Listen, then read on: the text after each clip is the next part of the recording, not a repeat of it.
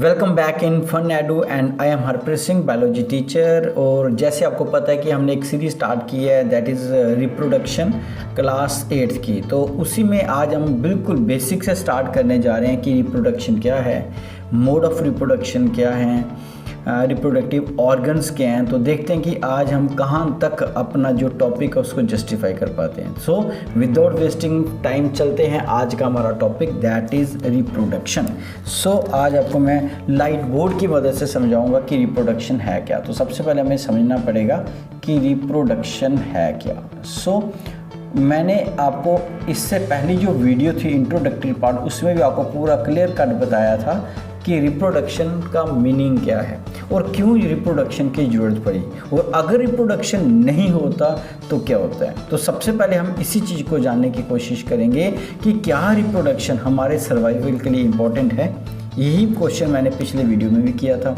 सो reproduction जो है it is not important for the survival of life. तो ये सर्वाइवल के लिए इम्पॉर्टेंट नहीं है, but it is important for the continuity of life. Survival of life और कॉन्टिन्यूटी ऑफ लाइफ, ये दो वर्ड है आपको ध्यान में रखने हैं। Continuity of life, so it is important for the continuity of life, it is not important for the survival of life. अब दोनों में डिफरेंस क्या है।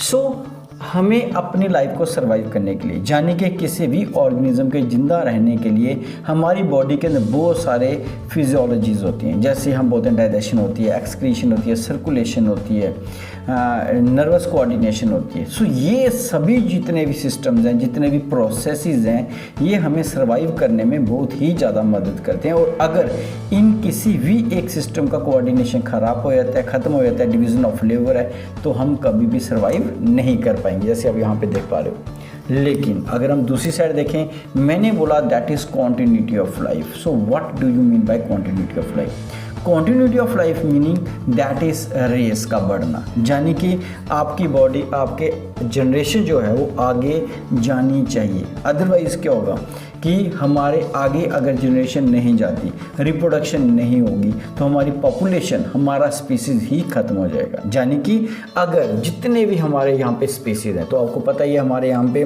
पूरे वर्ल्ड के अंदर कितने स्पीसीज़ है लिविंग ऑर्गेनिज्म की, 1.7 मिलियन अप्रॉक्सीमेटली, यानी कि 17 लाख। तो 17 लाख हमारे पास स्पीसीज़ हैं। यानी कि एक स्पीसीज, जैसे बात करते हैं डॉग, दूसरी स्पीसीज होगी कैट। तो कैट दुनिया में जितने भी हैं, चाहे वो किसी भी तरह की हैं, वो सारे एक स्पीसीज आती है। ऐसे हमारे पास 17 लाख स्पीसीज हैं। और अगर ये सारे के सारे स्पीसीज जो आगे रिप्रोड्यूस करना बंद कर दें तो क्या होगा, या फिर इनकी रिप्रोडक्शन जो उनका नंबर कम हो जाए तो क्या होगा, डिक्रीज़ कर जाए, या फिर ये बिल्कुल ही बंद कर दें तो क्या होगा। तो होगा क्या कि आने वाले टाइम में within the passage of time, जब with the passage of time क्या होगा, जैसे जैसे टाइम बढ़ेगा तो ये जो हमारे स्पीसीज़ हैं ये कम होते जाएंगे, हमारी पॉपुलेशन कम होती जाएगी, और हमारी पृथ्वी पे आने वाले कुछ सालों के बाद कुछ भी नहीं बचेगा।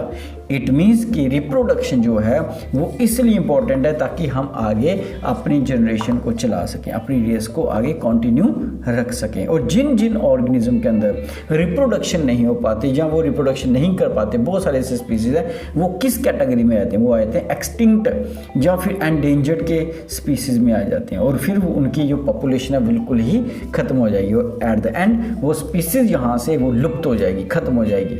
तो इसी तरह से हर साल हमारे यहाँ से हर साल 15,000 नए स्पीसीज़ आते होंगे, और इतने ही स्पीसीज़ क्या हो जाते होंगे, ख़त्म भी हो जाते होंगे, डीजनरेट हो जाते हैं, या फिर बोल सकते हो इतने ही स्पीसीज़ एक्सटिंक्ट भी हो जाते होंगे। ओके, सो ये था थोड़ा सा इंट्रोडक्शन कि रिप्रोडक्शन कितनी इंपॉर्टेंट है हमारे लाइफ के लिए। सो बेसिक तो पता होना चाहिए।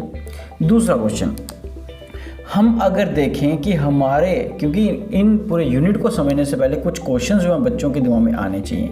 अगर हम बात करें सेकंड कि हमारे जितने भी स्पीसीज़ हैं, तो उन स्पीसीज़ में अगर हम देखें प्रोसेस जो स्टार्ट होता है, अगर हम सेक्सुअल रिप्रोडक्शन की बात करें तो वो स्टार्ट होता है दैट इज़ जाइगोट से, एक ऐसा सेल जिससे हर एक सेक्सुअल रिप्रोड्यूसिंग ऑर्गेनिज्म का जन्म होता है, और अल्टीमेटली उससे क्या बनेगा, एम्ब्रो बनेगा, यानी कि उससे एक ऑर्गेनिज्म का जन्म होगा। तो ये पूरी की पूरी जो एक पैसेज है या फिर बोल सकते हो एक आपका जर्नी है, ये डिवाइड की जाती है। लेकिन जो भी ऑर्गेनिज्म सेक्सुअली रिप्रोड्यूस करते हैं, जैसे ह्यूमन की बात करें, बड़े सारे जितने भी हमारे पास कैट, रैट, डॉग, एलिफेंट, सब उनकी बहुत सारी फेजेस आपस में जो है वो मिलती जुलती है। बहुत सारी फेजेस जो हैं, जाइगोट के बाद हमारे पास ब्लास्टुला, मैरुला, बड़ा कुछ बनता है, मतलब बहुत सारी स्टेजेस होती हैं। जैसे ह्यूमन में 9 मंथ के पूरा पीरियड होता है इसका। इसी तरह से हर एक ऑर्गेनिज्म में अलग अलग फेजेस होती हैं और अलग अलग ड्यूरेशन होती है।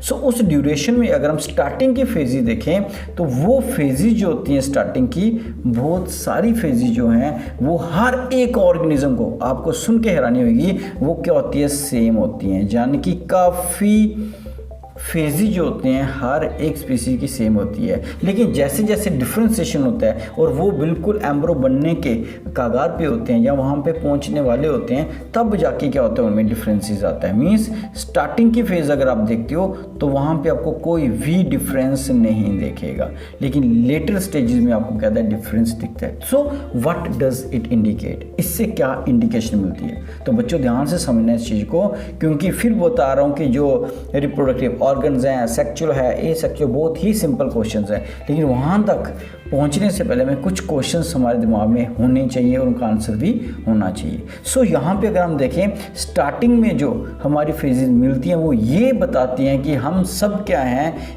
एंसेस्टर्स हैं। यानी कि ये जो ऑर्गेनिजम्स हैं, जितने भी ऑर्गेनिज्म हैं, उनका जो ओरिजिन है वो एक ही जगह से हुआ है। यानी कि ओरिजिन जो है उनका एक ही जगह से हुआ है, लेकिन आगे जाके वो डिफरेंस तो हो रहे हैं। इट मीन्स वहाँ पे क्या है, वेरिएशंस भी हैं। आया समझ?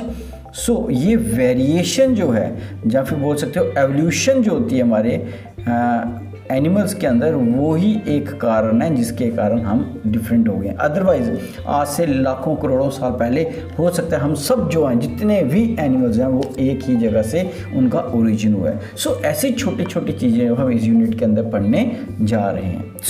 तो ये था आपका छोटा सा इंट्रोडक्शन कि रिप्रोडक्शन क्या है, क्यों इम्पॉर्टेंट है, क्या ये हमारे सर्वाइवल के लिए इम्पॉर्टेंट है। और रिप्रोडक्शन के अगर हम सेक्सुअल की बात करें तो स्टार्टिंग की जो फेजेस होती हैं हमारी, वो रिजेंबल करती है, क्योंकि हमारा ओरिजिन एक ही जगह से हुआ है, ये शो करता है। और आने वाली जो आगे जो लेटर फेजेस होते हैं उसमें बिल्कुल डिफ्रेंशिएट होते हैं। अब ह्यूमन का और रैट का आपस में कोई लेना देना नहीं है। इनका आपस में किसी भी तरह से देखें, फिजिकली, केमिकली, किसी भी तरह से देखें, इनकी शक्ल, हर चीज़ डिफरेंट है। वो बताता है कि एवोल्यूशन हुई है, यानी कि डिफरेंसेस आए हैं। तो ये एवोल्यूशन के कारण आज हमारे पास 1.7 मिलियन ऑर्गेनिज्म का जन्म हुआ है। इतने सारे ऑर्गेनिजम्स आए हैं, और ये किसके कारण पॉसिबल है, ये भी हम आगे करेंगे। सो ये था छोटा सा इंट्रोडक्शन। अब हम आगे चलते हैं। आज का जो आपका क्वेश्चन है, रिप्रोडक्शन की डेफिनेशन क्या है, 3rd पॉइंट।